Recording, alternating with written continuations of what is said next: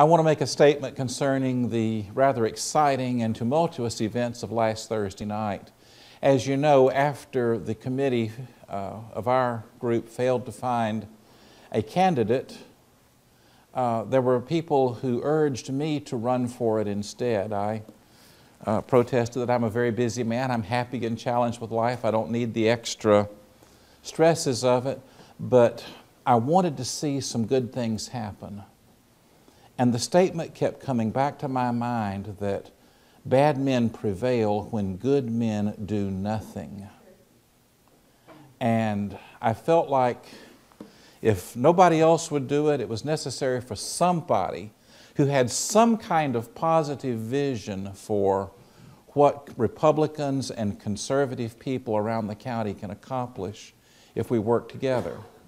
So one of my reasons for running was to cast that vision and put it out there for people to consider, to think about, hopefully to win the election and begin to implement the vision that I had. As it has turned out, as you know, we fell 11 votes short. It's further testimony to the fact that the conservative people of Campbell County are divided. We're divided in our vision of how conservative ideas and conservative policies are to be advocated and implemented. That makes me sad. We all agree on so many ideas. Some of us maybe believe that we need to cut taxes 5% and others 10%. Some of us maybe believe we need a constitutional amendment to end abortion. Others believe that we need legislative action to end abortion. Others believe that we maybe need to overturn Roe v. Wade in a Supreme Court decision, but we all believe that abortion is wrong. We all believe that high taxes and government waste is wrong. We all believe that free markets are good, that socialism and government control of the economy is bad.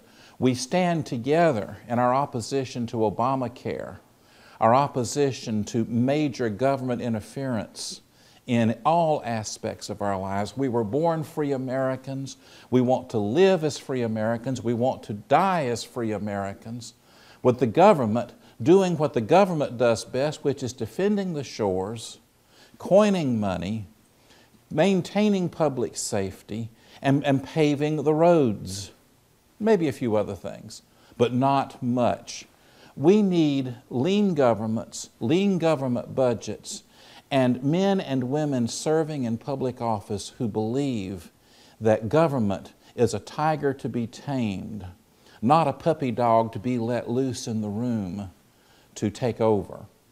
We need people who will stand up for the kinds of values we all believe. And we all believe in these values. You talk to the Tea Party people, you talk to the independent conservative people, you talk to people in the Campbell County Republican unit, you talk to people in Americans for Prosperity, the American Family Association, etc., etc., etc. We all believe these things, and we all need to stand together for them. Unfortunately, I think the divisions on Thursday night won out over the idea of unity and concerted action together. However, let me say this. Kurt Feigel, who won the election by 11 votes, and he has to be aware that he faces a divided situation. We're not together. Kurt Feigel is a man of passion, a man who upholds some very high ideals and high principles. Everything I laid out for you here tonight that you and I agree on, he believes. And in some respects, he believes it more passionately than any of us if you've heard him speak. That passion, that desire to make an impact, to make a difference in our community, across this Commonwealth and in Washington, ought to be honored. It's a good thing. I spoke to Kurt after the election. I congratulated him on his victory. I told him we need to talk, and we do need to talk to each other, not past each other. We need to talk together about values we share rather than talking past each other to other people.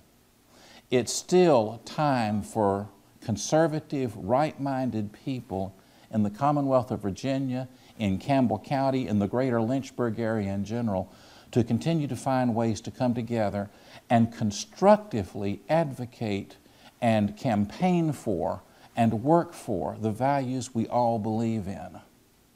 I'm aware some people are not going to be worked with.